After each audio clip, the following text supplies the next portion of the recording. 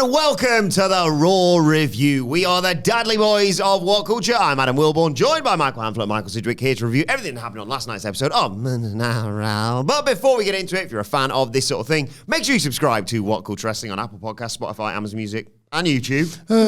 We do daily wrestling podcasts where we not only review Raw, but also SmackDown, the show formerly known as NXT 2.0. AEW Dynamite, AEW Collision, pay-per-views, premium live events. We have interviews, roundtable discussions, and a roundup of the week complete with a very good quiz, of course, on Wrestle Culture. As I said, though, joined by Hamflett and Sidgwick to review last night's Raw, 2 hours, and all the fallout from Bad Blood. Yeah, I feel like pure shit. Just want the third hour back.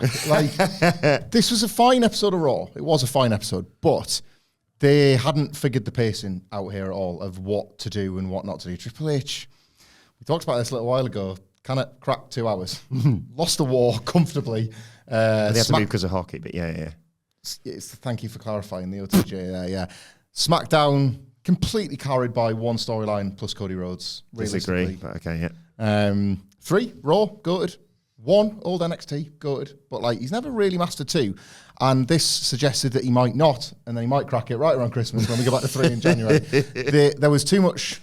I'll say this for SmackDown, right? He's realised that with that shorter runtime, you cannot just throw everything on every week. And it's getting sort of laid out a bit smart now. They build stuff. They have these pre-PLE SmackDowns where they have matches that otherwise would have maybe gone enough. This Raw was just an attempt to try and get everything they've been doing on Raw. And not a lot felt like it got the time it needed.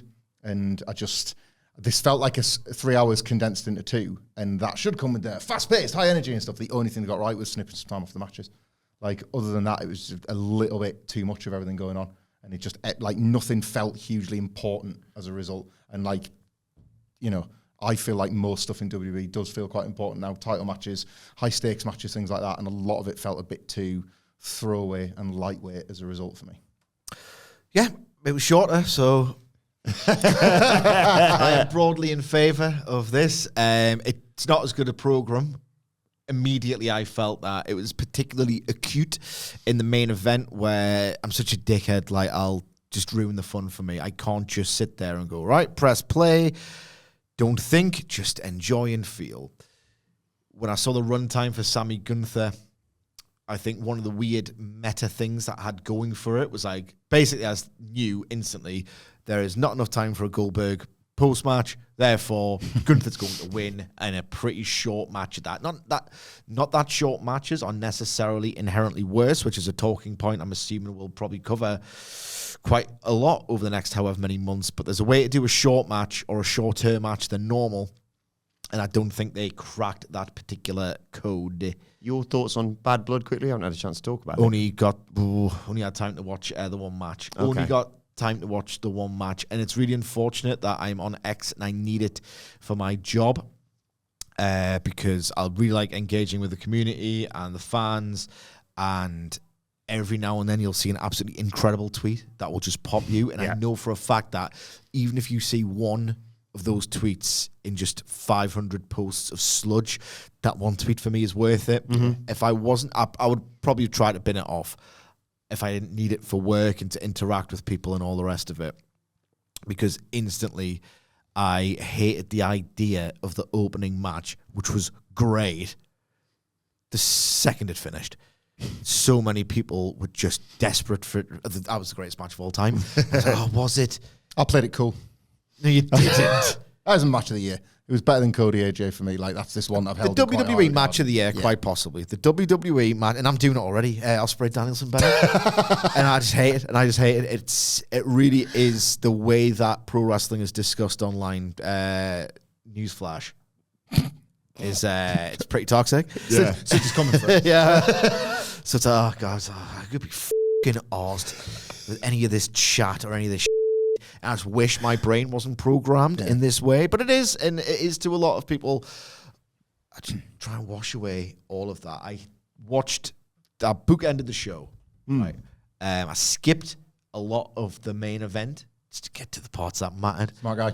And I could tell from the amount of time my thumb was pressed on fast forward of, well, this isn't contributing to the slow burn. I'm not getting slowly drawn in. In fact, I'm very quickly cutting through these relentless nerve holds and chin locks. It's like this is not doing anything to like deep in the stakes of the match, or it's not helping the structure.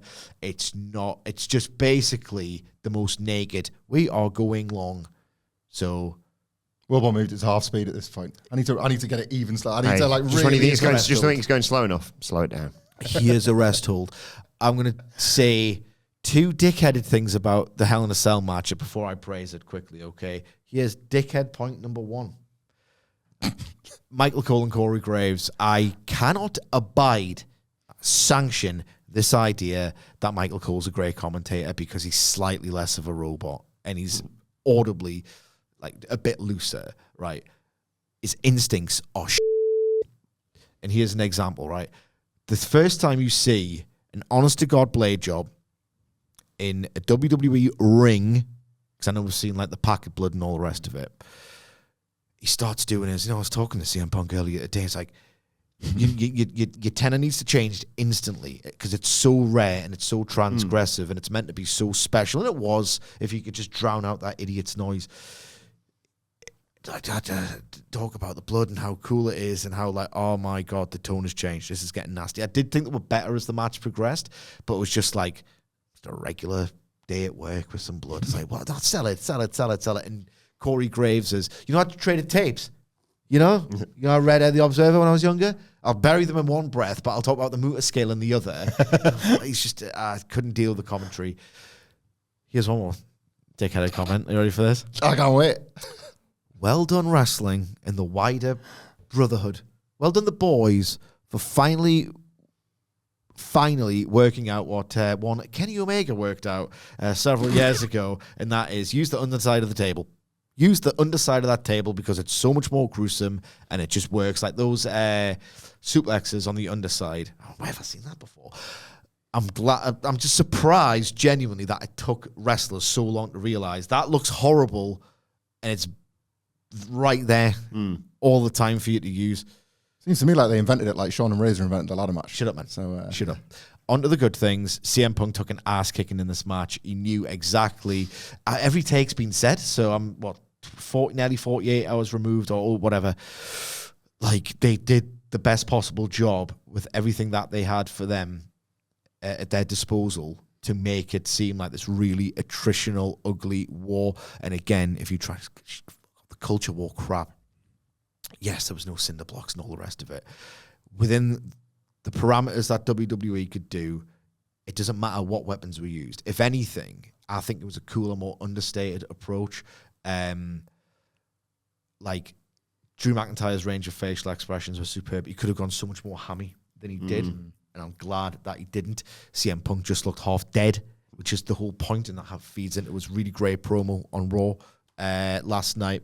I like the idea of just, do they use every weapon in the toolbox, or do they just actually think about it and think that in itself, what a weapon that is? And I'm going to have to need it in this sort of improvised way very quickly. Bang, there you go.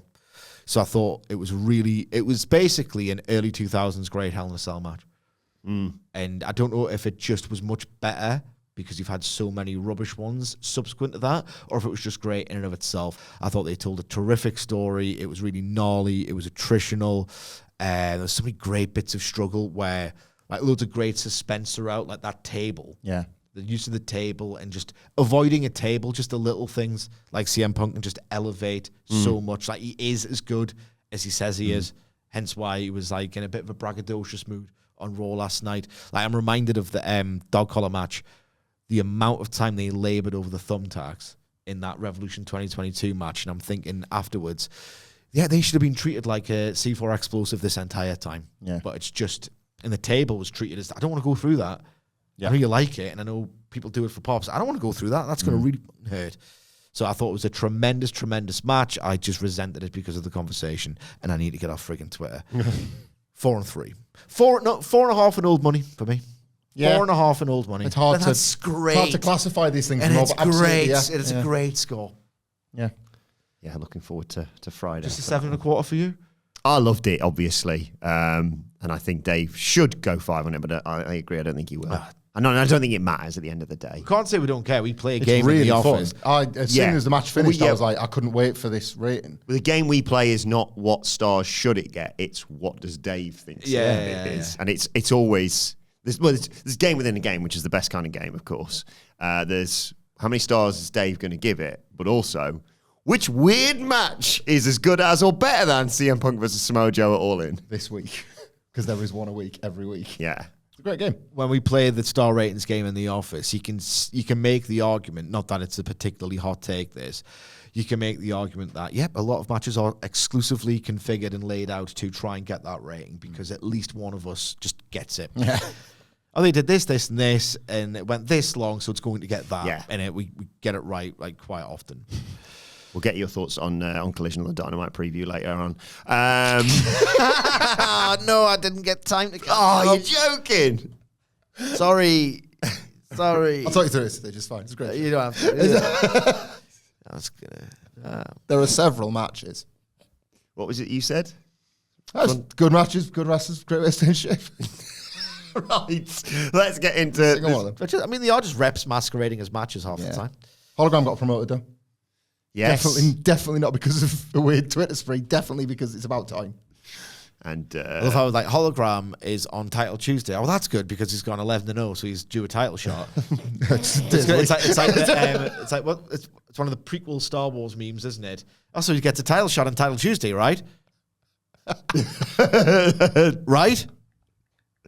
You may as well just renamed him Saturday Man. Yeah. Working Tuesday. yes, we've got NXT and Dynamite preview coming your way later on today. But let's get into Raw, which opened with Sexy Red. Yes! Been promoted to the main roster before Roxanne Perez. But she literally... Don't need this, man. She did it. Did you? Very quick question. Did you see anything from SmackDown on Friday? Did you see Hardy at the beginning of SmackDown specifically? Oh my God. Hardy's and if you haven't, we're immediately into a game. Did you see what he said at the beginning of SmackDown? They had Hardy, you know, the musician from the Rumble. The Rumble, when he came out and did like a full concert at the Rumble. I read something. I don't know if people just engagement formed Hardy. So he was on SmackDown. I don't know. Okay. On SmackDown, right? Hardy's back. Okay, well, there we go. It's time to play the game! time to play the game!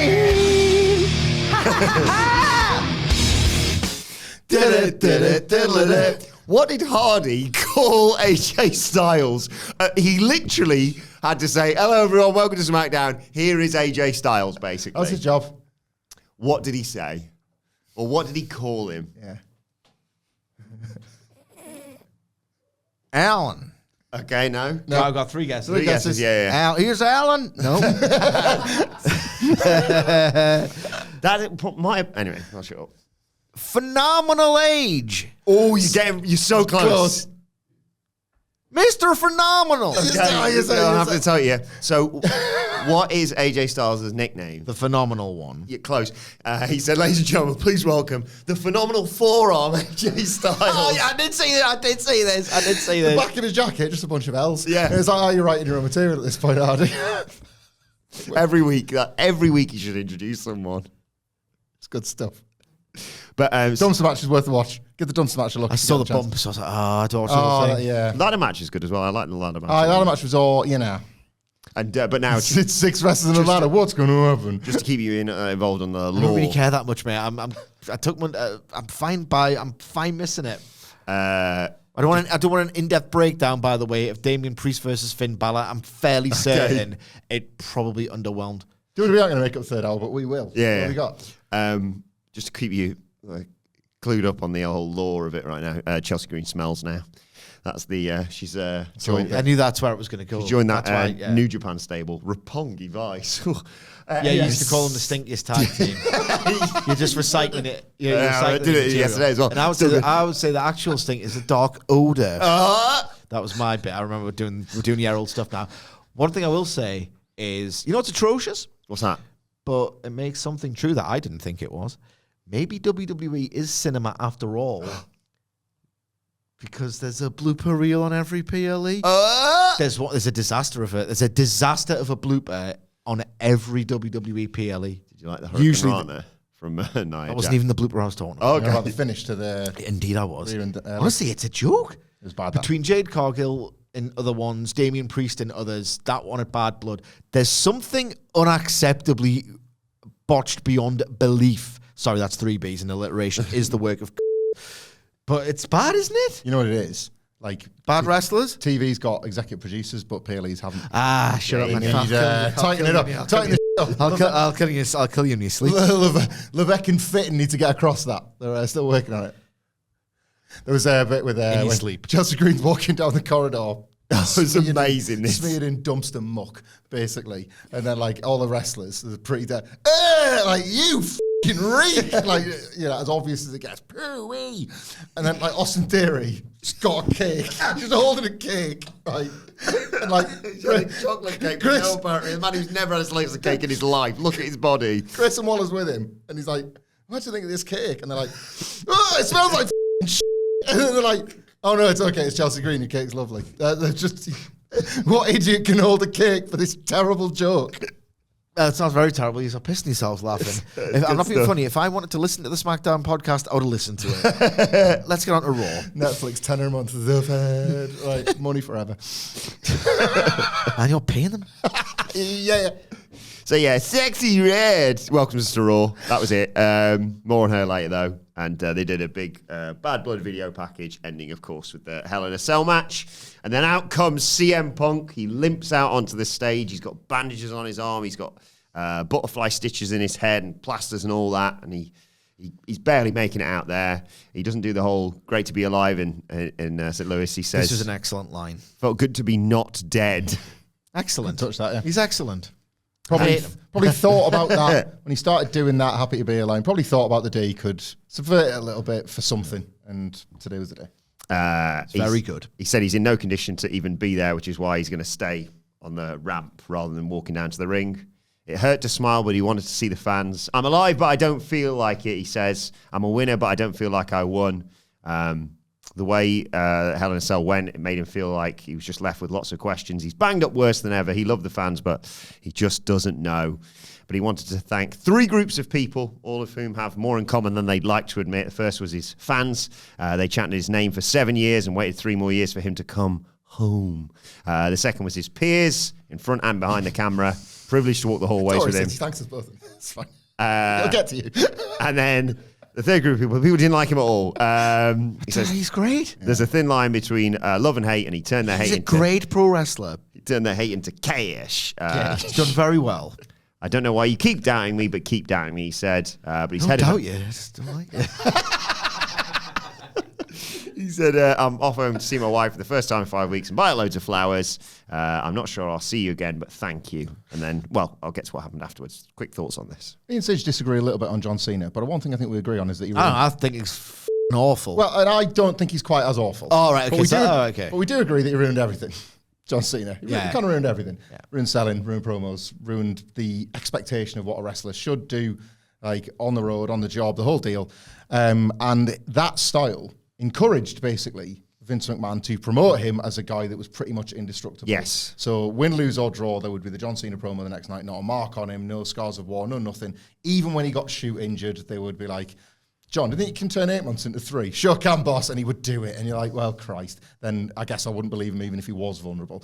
What that did was set in one of many rots within WWE was that nothing matters. And when nothing matters, nobody invests. And there's no emotional investment, there's no financial investment, and on it goes.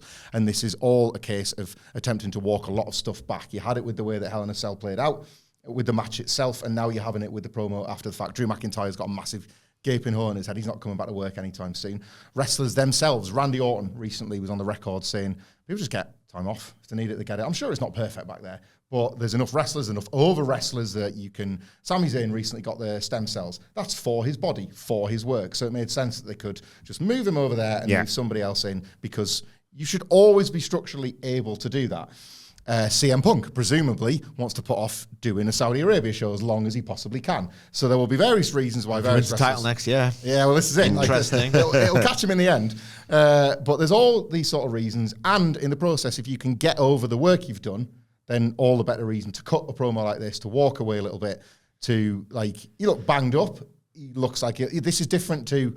I've actually injured myself. I could be gone 8 months. This is a wrestling thing. You know he's going to be back, probably for the Survivor Series, whatever. But it does leave you with a visual, just to sort of tie a bow around Drew, around Hell in a Cell. And that matters for the next time the Hell in a Cell is rolled out, or the next time they tell you for you to speak.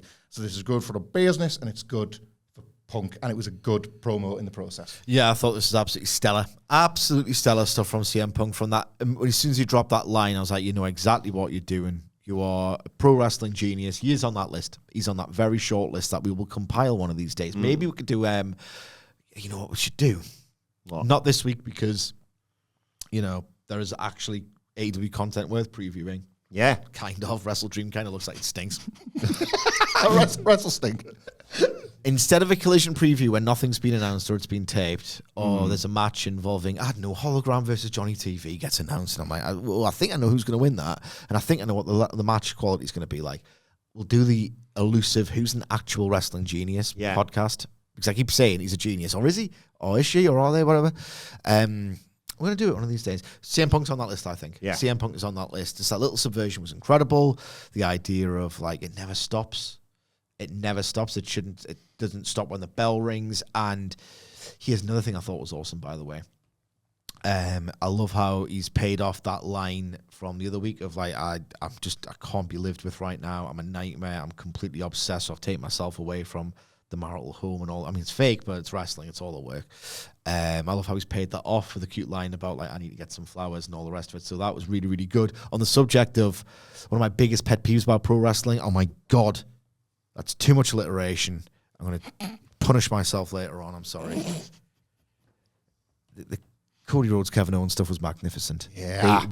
They finally treat the audience with a bit of intelligence. Obviously, there would have been a fail-safe. It would have been filmed by another secret camera. Somebody in that car park would have been a staffer, probably, but just dressed as a fan. Yeah. So that was great. I love the idea. I hate the idea, rather, that a wrestler, if they perform on one brand in WWE, their week lasts either 3 or 2 hours, or now 2 and 2 hours. It's pathetic. Stuff like this, as we've seen, to AEW's detriment, sometimes things go awry after the show has finished. I love that angle so much. It was just a really cool, creative way of doing it. And on a similar level with Punk, he gives you the idea that he's got an interior life, that he's obsessed with this when the cameras aren't rolling, and it's to the detriment of his relationships, and he paid off that line. I thought that was great. Here's one thing. I'm like that kid on the meme with the vein.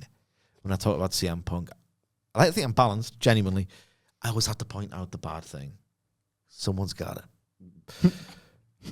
You know, that debate about what if CM Punk just behaved and just made nice with AEW and was just, didn't, I don't know, for example, not cut a completely unsolicited, unprovoked promo at the expense of Hangman Page when the Collision camera stopped rolling. And people ask that question, what if he just behaved? Could it not go well? And then you get into that philosophical thing of, if he didn't do that, he wouldn't be CM Punk. Yeah, he wouldn't have that drive. He wouldn't have that mentality. He wouldn't have that ability to just intrigue people, or, to be fair, derange people.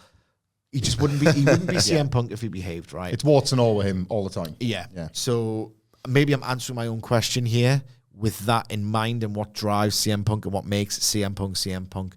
Does he have to, in every single promo he ever cuts, mention that some people don't like him? Does he have to do it every time? Does he have to do it every single time? Because as soon as he did that, I was like, yeah, you are a knob.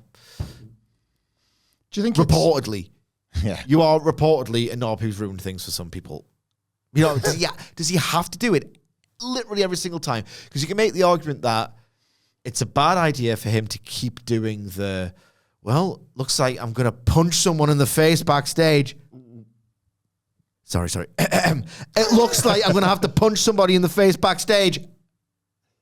Because he shouldn't do that, because that's not over. Yeah. Does he not? Can he just stop this now? Some people don't like him. Get over it, mate. You know what I mean? Is that what are your honest thoughts as a Punk guy? I'm with you about the direct references, because they were objectively failing. But the next level, does he have to mention that some people don't like him in every single promo he ever cut? No. Or is that what drives him? No, is the short answer. But I wonder if what you've said before about the fact that... Is it relevant at all to what he's doing? Kind of, because what they've been able to do, and they've kind of disguised this because one Fuad has lasted 9 to 10 months, is that he remains the pariah a year later. So when you've got Seth Rollins, the WWE guy, coming out for the immediate setup of the potential it might not be now, but a WrestleMania level program, the idea is, right, look, You had beef with one guy, and look what's happened as a result. How many more beefs have you still? You got 100 beefs back there. You know, that's 100 more of these, pal. Like this idea that like, don't think just because you've settled a score with this one guy, you're out of enemies. You got 100 of them, mate, and they're all lined up ready to give you the Drew McIntyre beats. And it's like that's a very well argued point. I hate it. But that's a bit of fortune that he hasn't actually wrestled that many people. It's a thing you can use because that element of his return is still fresh. It's the idea that like the matches are still in the chamber. Boilerplate trilogies are the way forward, it would seem. Agree. So yeah, Punk finishes up, and before he can head backstage, he's interrupted by Seth Rollins.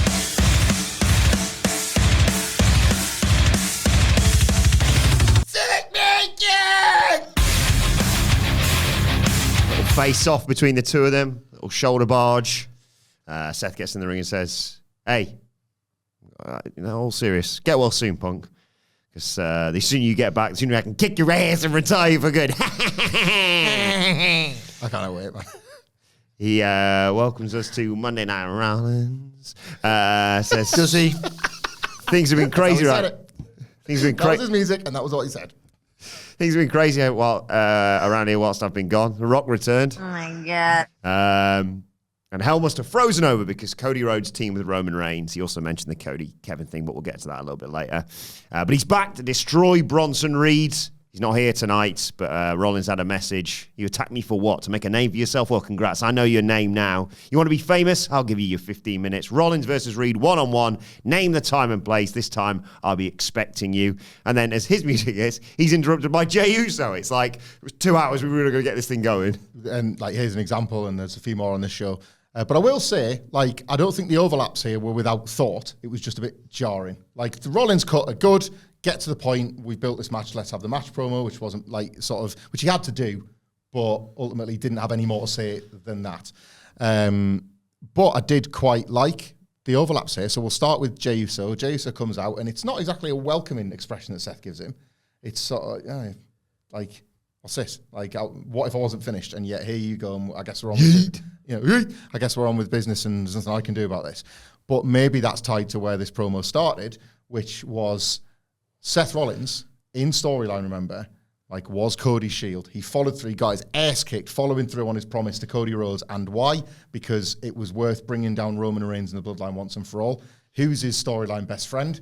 Kevin Owens, who has just as much right to kind of be a little bit. Seth Rollins hasn't been asked for comment on Cody's agreement to team with Roman. Just gave a look, didn't he? Yeah, but there's a bit of a storyline. Can I get where Kevin's coming from here, actually? Like, he too will feel as aggrieved. And now that Roman's a babyface, and now that Cody's made nice with Roman, where else is that going to lead to? Jey Uso, who is the guy he stares daggers with at the end. So as far as these kind of forced for TV time overlaps go, quite good. And there's a lot of narrative potential there. But it was a bit weird. They were like, oh, Christ, out you go. Come on, lads. Like, that was a bit strange. I think they should have just kept going through the whole night. Jey Uso, yeah, I've retained the right. Okay, how we go next? It was a bit contrived, but it's fine. Yeah.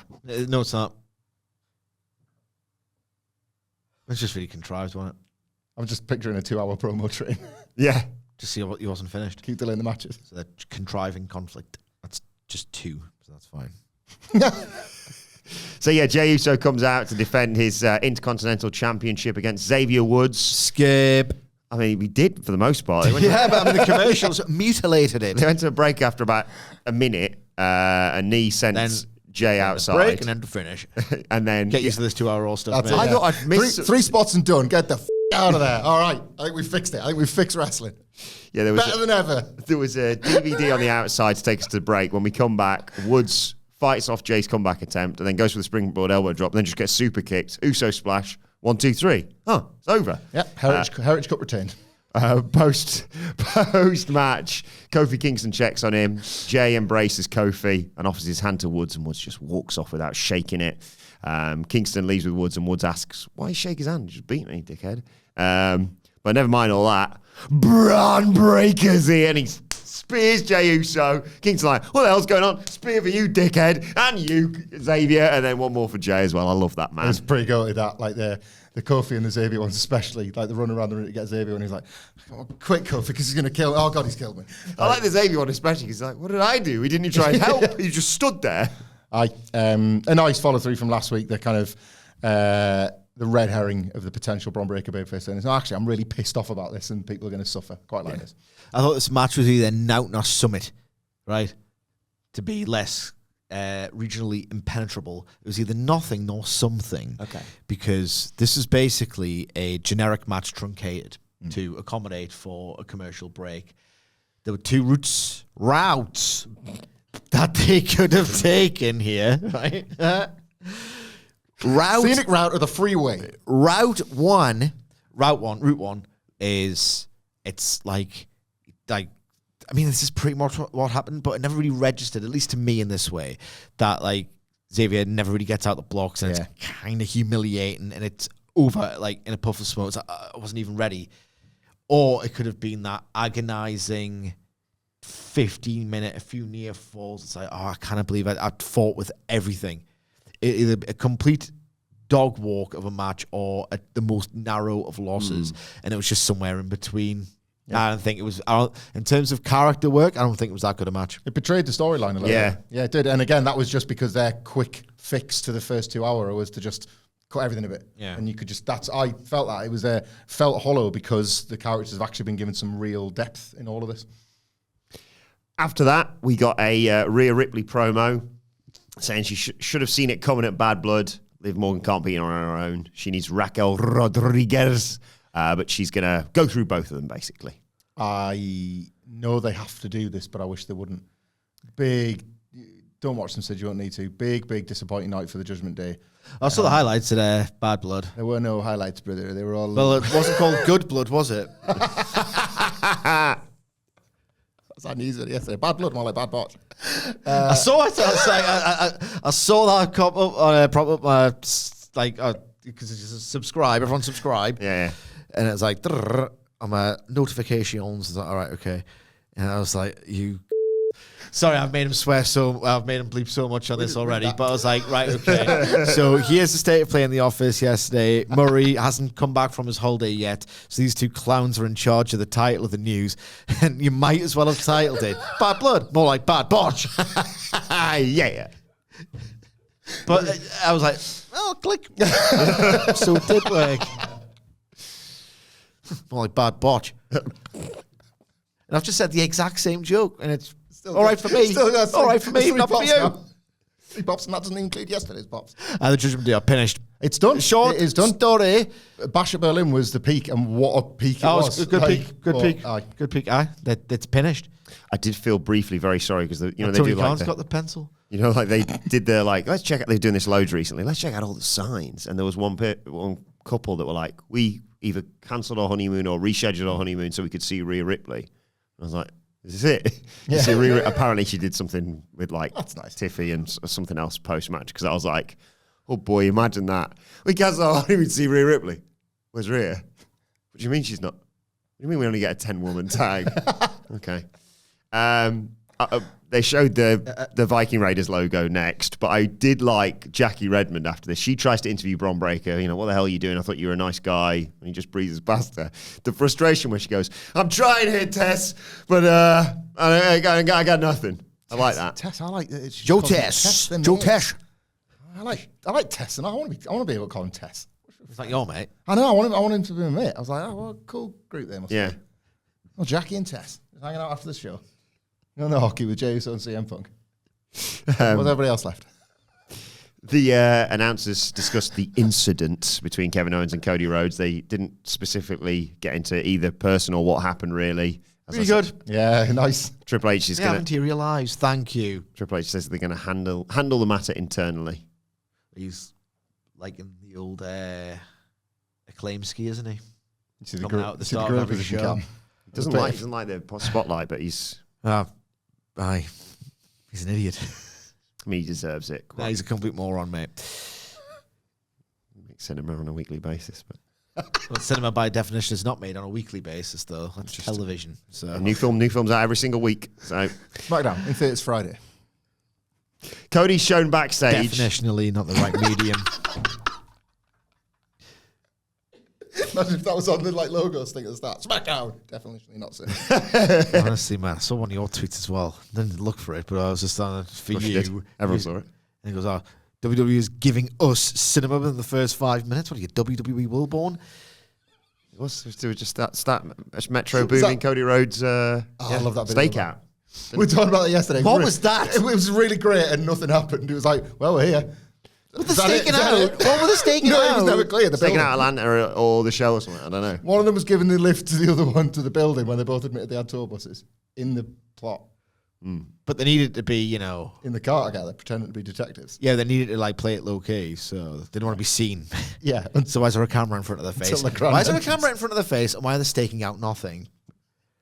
What is there to stake out? Funny. It's come on, admit it. Poor. I was like up a hike, man. I was just like, Buzzing. I was trying to get out. When are you not?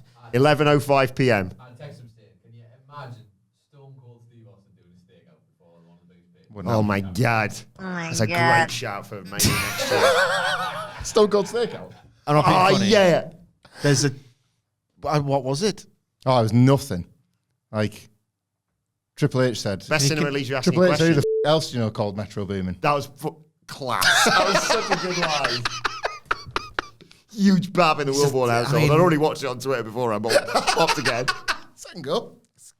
I'm just calling out your biases, guys. That's all I'm doing. Disagree. No, you can't disagree with what I'm doing, mate. I've got bias. You Right? disagree that it's bad. You can't disagree with what I'm doing. I got bias, right? Recency bias, and that was the greatest piece of cinema I've ever seen. I hate Well, that's a you good all. thing, right? Not Nicholas. Nicholas is all right. Thank you.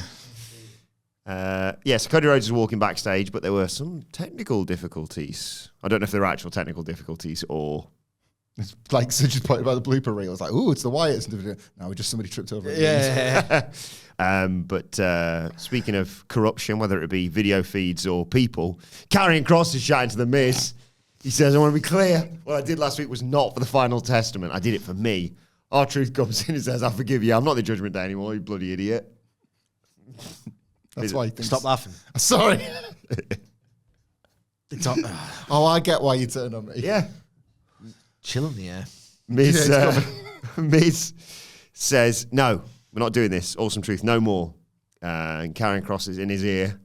The truth will weigh you down. It reminded me a bit of, remember Max Dupree when he used to go. Yeah, but I want to talk to you about a match or whatever. It's a good bit. The He was trying, wasn't he? truth will weigh you down. He was trying. Max, do, free. That sounds a bit like shut up. Truth says he'll fix this. He's going to talk to Pierce and get them a match. Miz is like, get us a match. Get us a match between the two of us, if anything. So yeah, Miz Truth is set for next week. And there's also Wyatt 6 stuff in there too. Karrion Kross like, my deeply insignificant work here is done. It's just meaningless drivel. Another success story. Yeah. Another win for Karrion Kross in a way. In a way. I am very... Was a chill in the air. Yeah. Glad you said that because once I get my soundboard in position, it's now time for the riddle. Oh, man, that Raw riddle gives me the creeps. As always, I hit you with a riddle on the Raw preview to test your noggin, and then we reveal the answer on the Raw review. Retention. I know you weren't here, Sid, yesterday. So the Raw riddle was, forward, I am heavy, but backward, I am not. What am I? That's forward, I am heavy, but backward, I am not. Snowball What going am down I? a hill. Say that again? Snowball going down a hill. Well, it's an answer. Yeah. Might not be what's written down in front of him in his brain. That's right. Forward, I am heavy. Something with momentum. Maybe the concept of momentum. Yeah, man. You're overthinking it. I don't hate. I was going to say I don't hate that, but Wilborn told me to hate it. So. He Just controls your City. opinions. Controls it with NXT. You need to stand up for yourself. Forward, I am heavy, backward, I am not. What am I? You. So, like, heavy backwards. Ah. You. Say that again. Forward, I am heavy, but backward, I am not. Ton. Ton. Backwards, a ton. Yeah! Confirm. That's it. You got me there with you. It's my ridiculous answer. What's heavy backwards again? You there. You Congratulations. You've got this week's Raw Riddle. Yeah! Oh, yeah. Oh, yeah. Oh, yeah. What next? Oh, the Donnybrook match. Brilliant. Sheamus versus Pete Dunne.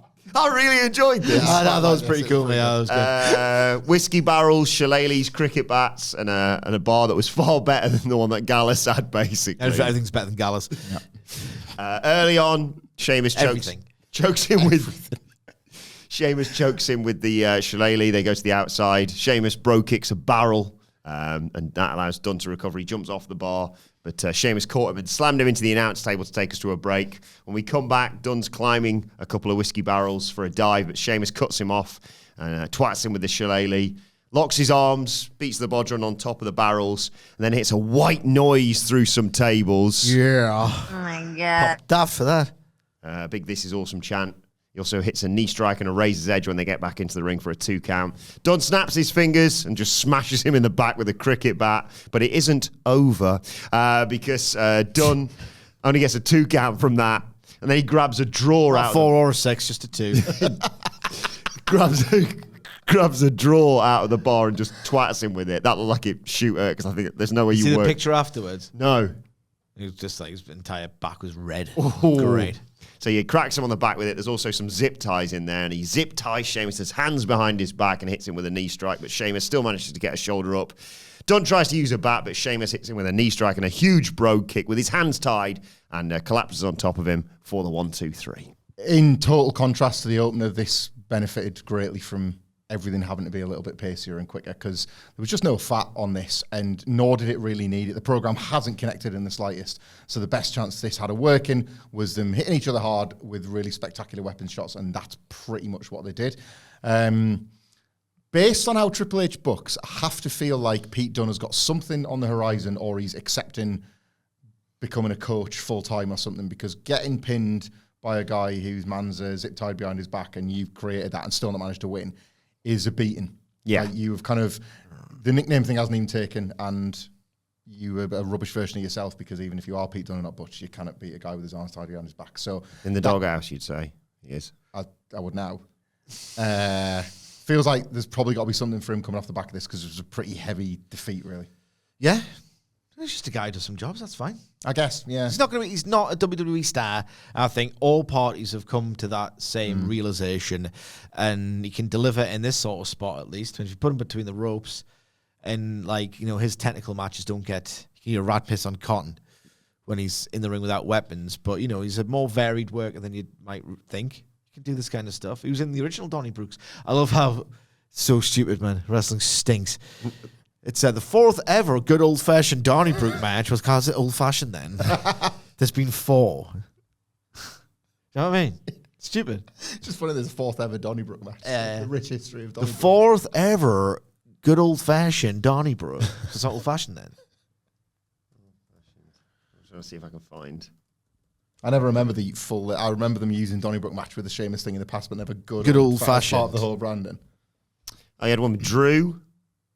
There was a 6-man with Imperium. That was class. That was really great. Class. I can't. Is that like Payback, or it was at one of the B shows, wasn't it? Didn't it? I think open it was early in that Triple H era when Vince was still around. It was definitely after Clash, because was it not Extreme Rules? Extreme Rules or Backlash or something like that. It was just. I think it was Extreme Rules. Might have been. Oh, the 2020. Oh, There was really? one on early, yeah, Raw. There's one on Raw as well. Because Clash was 2022, Gunther Sheamus. So it span off from that. I was a bit mixed Spun on off from that. bit mixed Oh, on no. Extreme Rules because the matches were too long, mostly. I remember that. Too long. Sorry, I've got confused. Yeah, it's because it's on a Wrestle best Dreams of going 5 hours, 2022. isn't it? Wrestle Dreams going 5 hours. Can it possibly? It will, including the 0 hour. They're not going to add anything to it. I don't think he was patient last time with All Out, so he'll do it again. 8 or 9 or whatever it is. And We'll see. it's just. I think he might get self-conscious and think more is more. That's for another preview. coming today. Another podcast coming today. Kathy Kelly interviews Cody Rhodes in the back, asks him about Bad Blood. He says, I'm not here to speculate about what happened at Bad Blood with Kevin Owens. We'll find out more on SmackDown. He's simply here to find out what it takes to become the first ever Crown Jewel champion. Seen that belt? That's awful. awful. I will say one thing for Levesque. He's been told what to do with this. Yes. Or they've been told they want something big for this, so just do something that sounds big. It never is big. Better than the piss trophy, better than the best in the world. Survivor Series or whatever, like a tit or whatever. That's what they've done. We nearly had a stand-up fight about it yesterday. You think we disagree on everything? We do not. I really don't like them throwing away Gunther. This was an awful thing that used to happen every November, that you were potentially just blowing some cool-ass match. This is a really bad set of circumstances. This could main event WrestleMania. Yep. One of the nights. The Rumble was such a perfect teaser of something much bigger than this trash. Yeah, that's rubbish. But everything they do is automatically gold. Let it play out, as we were shown at Hell in a Cell. Rhodes bumps into Sami Zayn, who says, I'm the one you're going to be facing at Crown Jewel, actually. Zayn offers to talk to him about what happened with Kevin at Bad Blood, but Rhodes says, no, I'm just here to watch the world title match. You shocked the world by beating Gunther at WrestleMania. Let's see you do it again. Good luck. Did you see the thing last night? It would have been like yesterday afternoon, American time, when I think it was like some sort of like Saudi Arabian promotional company or whatever, just put the poster out.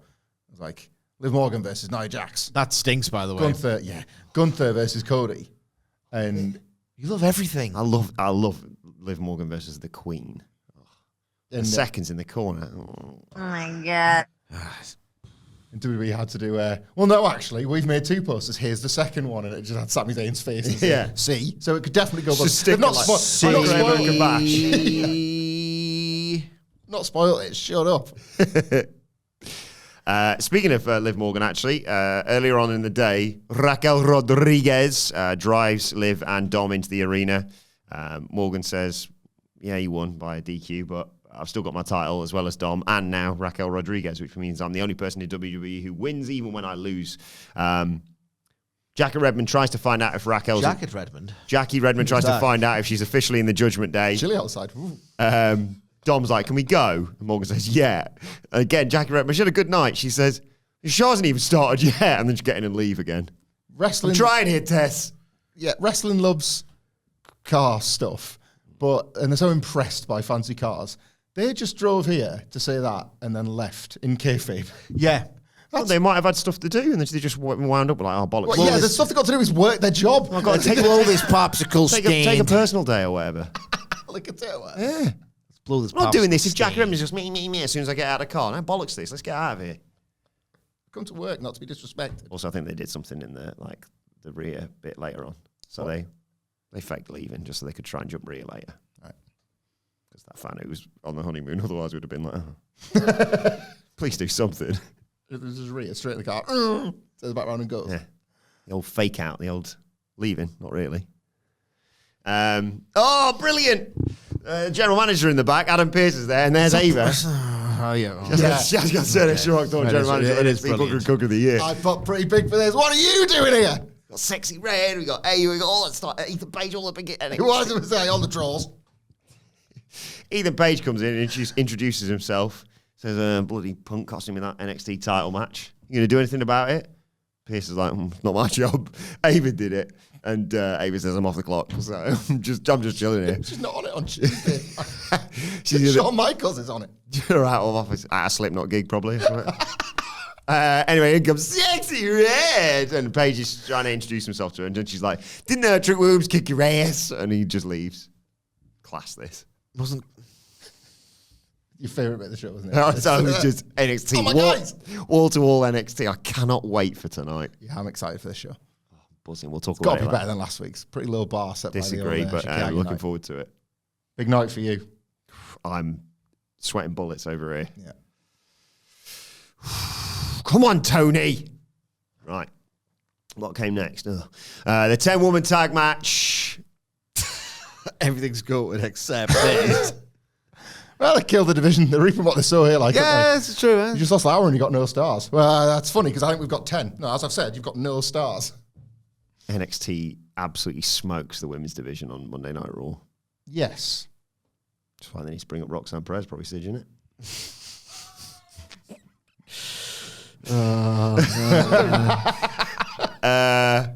Could have booked in a holiday today. I really had a good reason as well. Had a real good reason to do that. So Stax has got some good jokes to you. Yeah.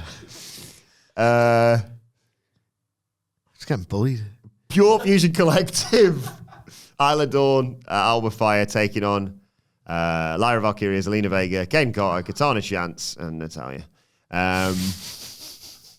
Loaded dives, takes to a break early on in the match. Natalia sets up for one. Deville yanks her out of the ring, shoves her into the steel steps. Zelina Vega hits a moonsault, but start wasn't legal, I don't think. Deville hit a knee strike, but that gets broken up. Everyone comes in and hits some big moves, and in the end, Valkyria hits a diving leg drop over a hunched over Deville to get the 1-2-3 in this meaningless match. Unacceptable. Like this, really, innit? Like you've spent zero time booking a division, and now as a result, you've lost an hour. So this is your solution. Like week one, not even trying to hide it. Diva ass, lick a tit or whatever. Like just 10 women. Not much. I know the Pure Fusion Collective is sort of getting a kind of push, but not really. Nah. It was like, well, babyface are wearing pink clothes and the heels are wearing black clothes. So just in case you don't know who's who building, because we've not spent any time on the character development. Oh, there's that bird person. Shut up. She's in pink. She's a goodie. She's a flamingo. Yeah, if anything. Did you see the... Did you see the bird person clip on social media? Yes. That was... That's that might save it, yeah. That's booking. Don't Did you say- see this? Such? Lyra Valkyrie's in the locker room. And then there's, you know, like the lockers where it's like a chair, but then you lift it up and you put your storage in underneath, put your clothes in underneath the seat, like a bench. A commotion on the bench. Lift up. Whoa! Tatum Paxley smuggled herself in there. Her arm like reached out and grabbed some of her gear, and she was like, "What was that?" Oh, Tim Paxley's down here. And you're just like, oh, that's stuff that can't make it to TV. I know. Should have cut more time off something for this. This is where bad match, bad optics, bad. This, by the way. This was the bit, by the way, where they said it could be Gunther or Sami Zayn. You know, either or. We got two posters. So, and then we got a promo by Bianca Belair and Jay Cargill saying, "Damage Control. Let's have a tag title match next week." So next week we've got presumably R-Truth versus Miz. I don't think it was confirmed. Yeah. Kofi versus Bran Breakker, and women's tag titles on the line. It's all right. Main event time. It's weird getting here this early, isn't it? It's great. World Heavyweight Championship. Gunther versus Sami Zayn early on. Gunther ends up outside. Sami goes to hit a big dive, but Gunther gets out of the way, so Sami flips off the ropes and lands on his feet to take us to a break. When we come back, Gunther's a bit wobbly, but he chops Zayn out of the air to take over. Zayn keeps trying for the Blue Thunder Bomb, but Gunther keeps blocking it. He puts him in a sleeper, but Zayn counters into the Blue Thunder Bomb to get a 2 count, and we go to another break. When we come back, Zayn hits a back body drop outside the ring on Gunther, an exploder suplex, and a haluva kick into the barricade. He's desperately trying to get Gunther back in the ring, realizes they're both about to get counted out, so he has to go in and break the count. He eventually gets Gunther up, gets him back in the ring, hits a haluva kick to the back of Gunther's head, goes for another one, but Gunther comes flying out of the corner with a massive lariat for 2. Oh my God. That's good, wasn't it? Gunther tried for a powerbomb, but Zayn reversed into a small package for a 2 count. So Gunther hits a drop kick and a powerbomb for another near fall. The crowd's still really behind Sami Zayn. Another clothesline, another powerbomb. Zayn kicks out at 1. Oh my God. So fired up when he did that. But Gunther snatches him into a sleeper. Zayn fights valiantly. You know, they do the arm drop. No, he's still in it. But in the end, he just locks it in as Zayn's reaching for the ropes and he passes out. Gunther retains, and then we get a face-off between Gunther and Cody Rhodes to close out this show. Yeah, decent. Just lacked the... it didn't have the gravitas it could have done, I think. I'm not one of these people that wants it on a PLE or feels like you have to do this now. I think the flexibility... Shorter the better. Yeah, and it's just a bit more unpredictable, I guess. You can get to a week where, I didn't think they were going to go to this now, and now we've got a cool TV main event. It's a better setup than it used to be for how rigid the sort of promotional machine used to turn and make everything feel a little bit like sludgier as a result. But it didn't get the time I felt it needed. So it felt like they still attempted to tell the story, but it was in this accelerated way. Like, the 1 count was a big moment for me. It wasn't unearned, it wasn't, and yet it still didn't feel earned enough. I couldn't really make my mind up. That really fired me up, that did. Yeah, well, I liked it. And again, there's not much to criticise about the match. There was no fat on it, do you know what I mean? It was another really impressive sort of outing between Gunther and Sami Zayn. Maybe I've got something about these two's chemistry because I was not anywhere near as high as you. I think Sidge on the WrestleMania match. I loved it. But it's He just... did a brainbuster, you nerd. He did. He sure did. He sure did. You know, that's off the internet. I've seen them on the videos. Never seen it in the ring. It's just whatever. You went whatever for the brainbuster. I didn't mine. Yeah, I didn't. I just... You don't see that. Just didn't. So This was weird. good. Do you like international football tournaments? You don't like Christmas? You don't like dogs? You don't like brainbusters in a WWE ring? That's true. So I had a new theory. I'll need to tell you when we get off recording about dogs. Something came to me the other day that I want to talk about dogs about. So I think I'll. It sounds sinister. If I have It's to do a bit offline. sinister, but it's about the dogs being sinister, not me. It's I realised something about dogs over the weekend, but I'll sound out with you before I bring it in front of the microphone. Is it Tony Khan related or no? Okay. And the match, as a result, was just not what I think it could have been. I thought this match was, in the last 2 or 3 minutes, way more dramatic than it had any right to be. I kind of felt myself getting swept up in it, even though, as I mentioned earlier, I see that it doesn't have to go long, but there's a difference between a match going long. Like, goddamn, I wish every wrestling match was shorter. I don't know if that's like my jaded mind coming to the fore, or if there's just been too many long bloody back and forths. Too many long back and forths, you know? But there was a sense that if you're doing a world title match, you should probably give the illusion that it's going long. You know what I mean? It was like there's 12 minutes after bell time or whatever, like a tit or whatever. So it just felt rushed. It didn't feel like it had that sort of ceremony that you can attach to WWE these days. And yet, in spite of what I knew was going to happen, or what I strongly suspected was going to happen, I thought the last 2 or 3 minutes were really, really well structured. Like, it wasn't overkill. It was just on that line of, he's going to persevere. Because that's what Sami's magical at doing, because he's one of the all-time great baby faces. And I want to, because it's like, another great match. Well done, wrestling. Because that is the feeling that's pervasive over the past however many years since it started to lose the novelty. It's very hard to really isolate something that just looks incredible in terms of the action, because you see so much great action that it's hard to pinpoint, let alone be impressed by. There's a goddamn bump, and it's the lariat. Oh. So they've timed it really well. They've paced that spot. They've sequenced that spot really well. I had to rewind it because I was like, that's so impressive from Sami. That I rewinded it about 4 times. He doesn't lift himself, and it's so hard to like turn yourself inside out. He didn't lift himself off that mat, feet off the canvas until a collision happens, and then he just rotates and falls on his shoulder. He lands on his shoulder, so it looks gnarly. It doesn't look too clean. He couldn't have timed it any better. Sami Zayn's an all-time great. Well, let us know your thoughts on Raw in the comment section below, or on X at WhatCulture WWE. Watch, they can follow all 3 of us. You can follow Michael Hamflet at Michael Huntford. Follow Michael Sidgwick at I'm Sidgwick. Follow me at Adam Wilborn. Follow our brilliant producer at It's Adam Nicholas. And follow us all, as I said, at WhatCulture WWE. And make sure you subscribe to WhatCulture Wrestling, wherever you get your podcasts from, for daily wrestling podcasts, the NXT and AEW Dynamite previews coming your way later on today. But for now, it's been the Raw review. Well, thanks to Hamflet Sidgwick. Thank you for joining us. And we will see you soon.